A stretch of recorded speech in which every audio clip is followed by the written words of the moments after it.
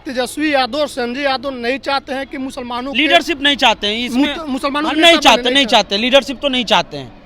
अभी तक जितना भी पैराग्राफ उनका लेसन हमने पढ़ा है अपने अनुभव में, अपने जर्नलिज्म के अनुभव में, वो लीडरशिप नहीं चाहते हैं मुसलमानों का। मुसलमान नेता नहीं बने। 3/2 5 यादव हो गए, 3 कुशवाहा हो गए, और उसके अलावा जो है 2 ब्राह्मण हो गए, 2 राजपूत हो गए, और मुसलमान गायब है। और मुसलमान में सिर्फ सलाम सर करने वाले लोगों को जगह दिया गया। आप क्या चाहते हैं कि जो आपके यहाँ चाय और नाश्ता और टोस्ट बिस्कुट पहुँचाए उसी को आप आयोग में रखिएगा या कोऑर्डिनेशन कमेटी में रखिएगा? ये बताइए आप, ये फिर सवाल होगा। आप किस आधार पर ये बनाए हैं ये बताइए ना।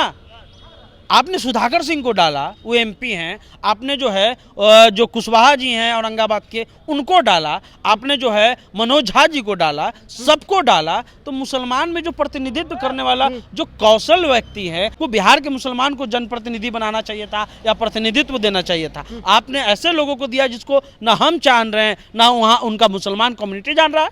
विधानसभा चुनाव से पहले इंडिया गठबंधन ने अपने अलग अलग विभागों की कमेटी बनाई है जो कोऑर्डिनेट करेगी, चाहे मैनिफेस्टो बनाना हो, मीडिया से कोऑर्डिनेट करना हो, या फिर अलग अलग तरह के जो कमेटी जो चुनाव में अहम भूमिका निभाने वाली है, मैनिफेस्टो बनाने से लेकर तमाम कमेटियां बना दी गई है। लेकिन इसमें राजद के तरफ से भारी लापरवाही या अनदेखी की गई है, खास करके मुस्लिम समाज के लोगों की। एक भी बड़े नेता का नाम इसमें नहीं है, एक भी विधायक तक नहीं है। 2 लोगों का नाम है जो ऐसे नेता हैं जिनको कोई जानता भी नहीं है, जिनका कोई जनाधार नहीं है, जिनका ज़मीन पर काम करने का कोई एक्सपीरियंस नहीं है, ज़मीन पर क्या समस्याएं हैं, मुसलमानों के बीच उनकी क्या ज़रूरत की चीज़ें हैं जिनको सरकार अपने मैनिफेस्टो में शामिल करे।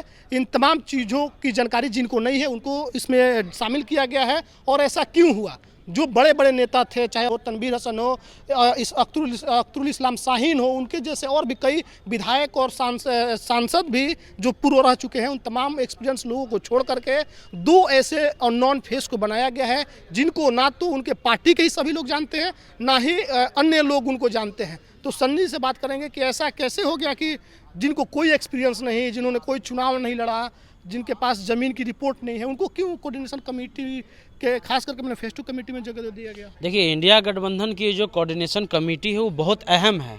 ये तय करेगी कि बिहार में आने वाला 5 साल कैसा होगा, और आने वाले 5 साल में जो मुस्लिम नेतृत्व है आपने दिया ही नहीं। मतलब कौन जान रहा है भाई कहकशा को, कौन जा रहा है पासा को, कितने बार वो बिहार आते हैं, कहाँ उन्होंने बिहार को घूम लिया है? और ये सवाल मैं लगभग जब से ये बना तब से पूछ रहा हूँ, कोई इसका जवाब नहीं दे रहा है।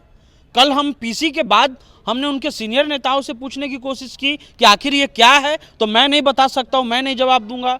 उन्होंने आलोक मेहता पे डाल दिया कि इन्होंने बनाया है। आलोक मेहता ने कहा कि इस पर मैं नहीं बोलूँगा, ये मेरा इंटरनल मामला है। राष्ट्रीय प्रवक्ता मनोज झा से हमने पूछा तो उन्होंने कहा मैं इस पर नहीं बोलूँगा, इसमें साइन तो तेजस्वी यादव जी का है। और तेजस्वी यादव जी बताए कि क्या एक भी MLA MP MLC नहीं है, एक भी प्रवक्ता नहीं मिला आपको? कौन अनवर पासा को जान रहा है भाई? क्या वार्ड पार्षद का वो चुनाव जीते हैं? क्या उनको बिहार का अनुभव है? क्या वो इस्लाम शाहीन या जो कामरान जी हैं या जो भी विधायक हैं, तनवीर हसन जी हैं, फातमी साहब हैं, उनसे ज़्यादा एक्सपीरियंस है? क्यों ऐसा किया गया? ये जानबूझ के किया गया है और इसका जवाब अभी तक नहीं मिला है। पासा साहब तो दिल्ली में रहते हैं, सुनने में आया है, कहीं प्रोफेसर वगैरह हैं। प्रोफेसर हैं, बहुत अच्छी बात है, लेकिन ये बताइए आप बिहार कितने बार आते हैं? बिहार के सिनेरियो के बारे में आपको क्या पता है? आपने 3/2 5 यादव रख दिया, आपने संजय यादव को रख दिया। हर चीज़ में संजय यादव हैं, चलिए ठीक है, अच्छी बात है, वो तेजस्वी जी के सलाहकार हैं, सब कुछ है तो ठीक है। उसके अलावा जो है आपको भोला यादव जी हैं, ये दोनों एक्सपीरियंस मैन हैं, बहुत अच्छा भोला यादव के पास अनुभव है। आपने मनोज झा को रखा है, सुधाकर सिंह को रखा है, इनको जो MP साहब है औरंगाबाद के कुशवाहा जी को रखा है, सुबोध मेहता जी को भी रखा है।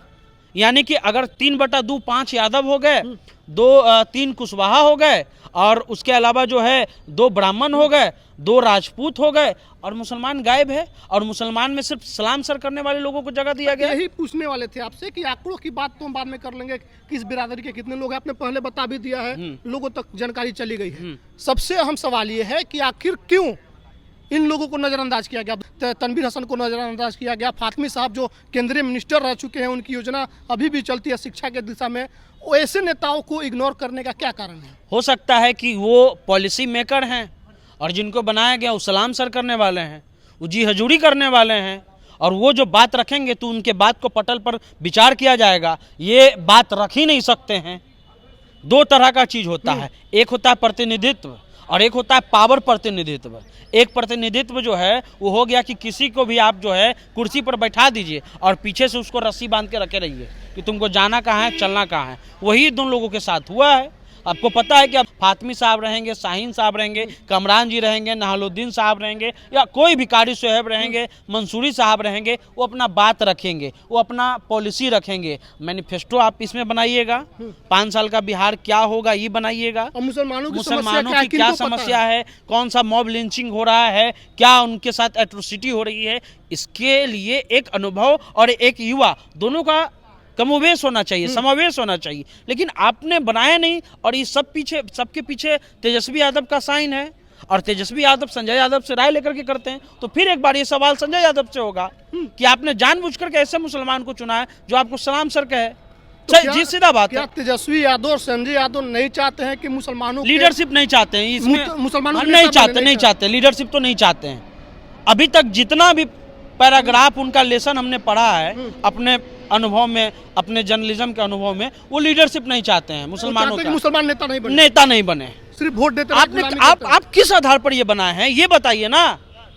आपने सुधाकर सिंह को डाला, वो एमपी हैं। आपने जो है जो कुशवाहा जी हैं औरंगाबाद के, उनको डाला। आपने जो है मनोज झा जी को डाला, सबको डाला। तो मुसलमान में जो प्रतिनिधित्व करने वाला जो कौशल व्यक्ति है, जिन्होंने संगठन जो कर्पूरी ठाकुर के साथ रहे, वो नहलुद्दीन साहब हैं, कामरान साहब हैं, इस्लाम शाहीन साहब हैं, बहुत सारे लोग हैं, कारी साहब हैं, बहुत सारे लोग। इन लोगों को क्यों मौका नहीं मिला?